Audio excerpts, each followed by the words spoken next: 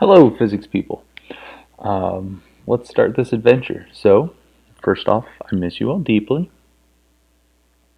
Second off, we've got some physics to learn. So, at 10 o'clock on Tuesday, I'm going to do a Camford's conference, if the technology all works, where I'm going to go through some notes and talk through them with anybody that's there, where you can ask questions, we can do polls, even a ranking task.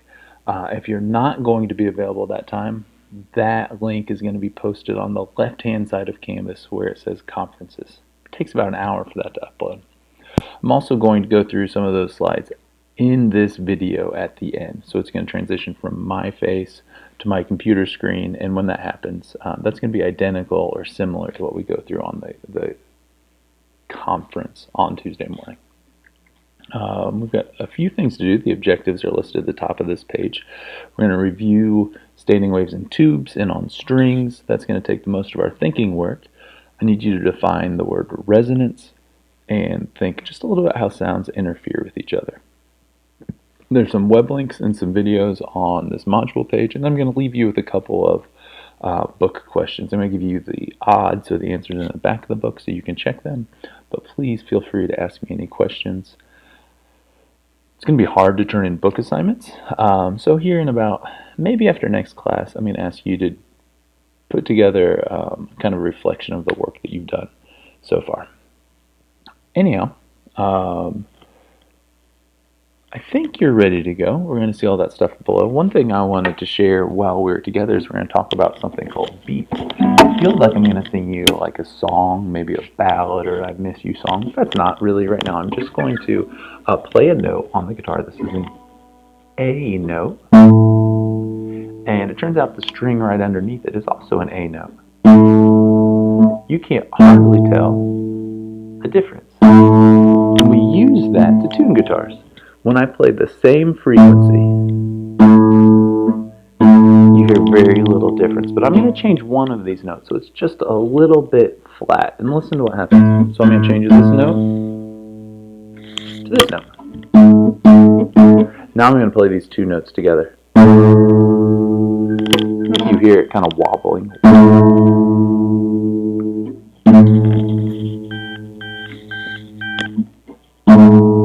It's called a beat frequency. And as we tune them, you can hear that frequency go away. When they get to be the same frequency, no longer wobbles, and it sounds great. Maybe you're a musician. Maybe you're going to use some of these weeks to learn to play guitar. If you do, let's learn the same song, and then we'll have a web conference and we'll play it together. Can I recommend a song? Maybe Don't Worry, Be Happy. That's a good one. Anyhow, that's more to come. Right now, this is the second day of DLD. 0 of you have beaten me in racquetball so far. Ball State Gym's still open. I'm just saying. Hello. Today we're going to look just a little bit into standing wave tubes and sound. This is a review of a few things from last class, as well as the beginning of some things from the next class. So, quick vocabulary review. Longitudinal versus transverse. Some waves move longitudinally. You can see that picture on the left, and that means the waves, the medium moves in the x direction, and the waves also move in the x direction. Transverse waves is kind of opposite. The medium moves maybe up and down or left and right as the waves move forward. It's important that we know what kind of things do what. Sound is a longitudinal wave. Light is a transverse wave. If I'm shaking my hand back and forth with a spring, that is a transverse wave. Water is a transverse wave. Really just longitudinal waves are sound. Certain types of earthquakes. Here's a ranking task, because I know you missed them. These two waves are, wait for it, transverse waves heading at each other, and at some point in the middle they're going to hit. This just asks you to pick the maximum amplitude of the string when the two wave pulses hit each other. I give you a little bit of a hint for A. The first wave is 2 blocks heading to the right. The second wave has an amplitude of 4 blocks. It's heading to the left. When they hit each other, boom! Constructive interference, 6 blocks tall. Take a second to look at B, C, and D. See if you can rank those. Pause this if you need to, because in 3 seconds, 2 seconds, 1 second, answer. I think that's right. D is an interesting one. D would hit and cancel each other out completely. That's called destructive interference, 0 amplitude. And C would cancel part of each other out for a little bit. In wave C, the thing would only have a 2 block positive amplitude. This is going to be a bulk of your time. There's a bunch of links directly underneath this video on the Canvas page. And I'd like you to go through those. And there's some games to play. And you may get it, and then you can skip to the next one. But I just want to give you a few ideas of how this works. So strings can have standing waves if they have a node at both ends. A node is this part that doesn't hardly move. And the one on the top left here, this is the fundamental frequency, or this is the slowest you can move your hand and still get a standing wave. When you go underneath that one, this is the second harmonic, or it's also called the first overtone. It's the next frequency that can make a standing wave. This frequency is twice as big as this frequency. It also has half of the wavelength of this frequency. So look at this one over here. I see 1 wave, 2 waves, 3 waves. But the fundamental frequency is only a half of a wavelength. So I see 1 fundamental frequency, 2, 3, 4, 5, 6. So this is the 6th harmonic of this fundamental frequency. If I have a string or a springer here, I can shake it and I can get this one. I can shake it twice as fast and get this one. Or I can shake it 6 times as fast and get that wave right there. And of course, when I say shake it as fast, I mean frequency. The next little quiz that you can have on this thing does some things with numbers. It says if I'm shaking the fundamental frequency at 80 hertz, and I can get the pattern shown below. But I shake it with lots of other frequencies, and this time I shake it with 160 hertz. I wonder what pattern I'm going to get. Well, I'm going to shake it with twice the frequency. That means the wavelength is going to have to get smaller. Think about what this picture would look like. This is the picture for 80 hertz. 160 hertz is, wait for it, wait for it, wait for it, bam! That one. I know what you're thinking. What about tubes that are open at one end and closed at the other?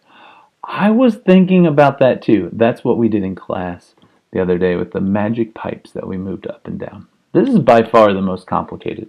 Right here up in the top left, you can see the fundamental frequency. This is the closed end of the tube, like this part right here, and this is the open end. You need the open end to have an antinode, the most movement, and the closed end to have a node, the least movement. So this would be the fundamental frequency. That's a quarter of a wavelength, so that's hard to see. It's from here to there. That would be the fundamental frequency. If you double that, that's the first overtone, or interesting, the second harmonic would be another way to say that. But it doesn't work. There's no movement at the mouth. So you have to go up to this one, the third, to see anything. The fourth harmonic doesn't work, and this one is the fifth harmonic. So let's recap. This is the fundamental frequency, or the first harmonic. The second harmonic would be double that, half a wavelength, but that doesn't produce a standing wave in this tube. The third would. The third harmonic would produce a standing wave. The fourth would not. And the fifth, 5 times the fundamental frequency, would produce a standing wave. This one, which harmonic do you think it is? It's the first harmonic, second harmonic, third, fourth, fifth, sixth, seventh, eighth, ninth. What do you think? First, second, third, fourth, fifth, sixth, seventh, eighth, ninth harmonic. Let's roll. These get a little bit dicey. A closed-end air column has a length of 35 centimeters. Identify the standing wave pattern for the harmonic that has a wavelength of 20 centimeters. That means this whole pipe is 35 centimeters long. And it wants to know, what's this pattern look like if it has a wavelength of 20 centimeters? So what I like to think about is if it has a wavelength of 20 centimeters, a quarter of the wavelength has to be 5 centimeters. So this has to be 5 centimeters, 10 centimeters, 15, 20 centimeters for one wavelength, 25, 30, 35. So this one would have a wavelength of 20 centimeters and it's shoved into a 35 centimeter tube. These are some more of those things that you can try with the links I've included below. Finally, what about open tubes that are open at both ends? Well, here you go.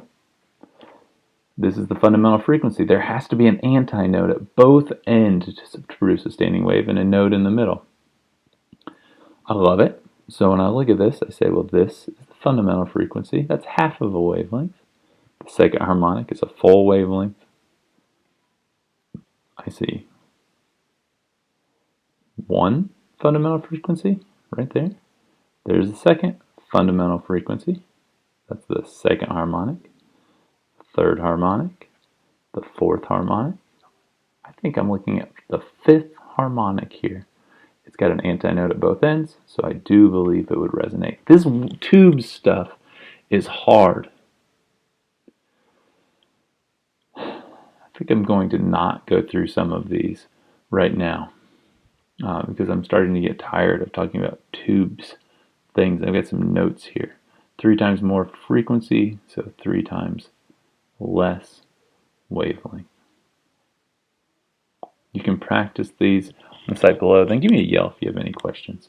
There's a chart that kind of goes through all of this stuff that when you're ready to deal with this, look at this chart and I think it might be helpful. These same equations and a very similar chart is in your book in chapter 15, and I'll put some pages to that in the assignment at the end of this module. At the beginning I tried to tell you a little about guitar frequencies and beats, and this is a representation of that. There's a blue wave and a red wave up at the top. They're almost the same frequency, almost the same wavelength, but not quite. You can see over here they're destructively interfering with each other, and right here they're constructively interfering with each other, and over because they shift. Sometimes they meet up and sometimes they don't. When they don't meet up, they cancel each other out. When they do meet up, they make each other louder. So when you hear a beat frequency, it sounds like wow, wow, wow. And you hear that. And if you're able to look at it, it looks like it here. I've got some videos of people demonstrating this for you. It's just an exact same representation of places that they constructively interfere, places that they destructively interfere. So you learn about beat frequency. It turns out if 2 things are playing the exact same frequency, they don't produce a wobble. They don't produce a beat frequency. They just constructively interfere. But if they get just a little bit off, that's when they start to wobble. That wobble again, wow, wow, wow. So here's a question. 2 tuning forks are sounded simultaneously and a beat frequency of 9 hertz is detected. That means if you started counting the wobbles, wah, wah, wah, wah, wah, wah, wah, wah, it would wobble 9 times a second. If one of the tuning forks has a frequency of 480, then the other tuning fork would have to have a frequency of 489. What do you think about that? Quiz yourself. Pause. Because in 3, 2, 1, the answer will be revealed.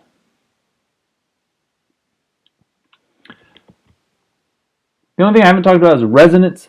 Feel free to look at that. No, don't feel free. There's a video with 9 examples of resonance. It'd be nice to know that word. And I think his name is Jonathan Painter from Flipping Physics. Does a great job talking about those.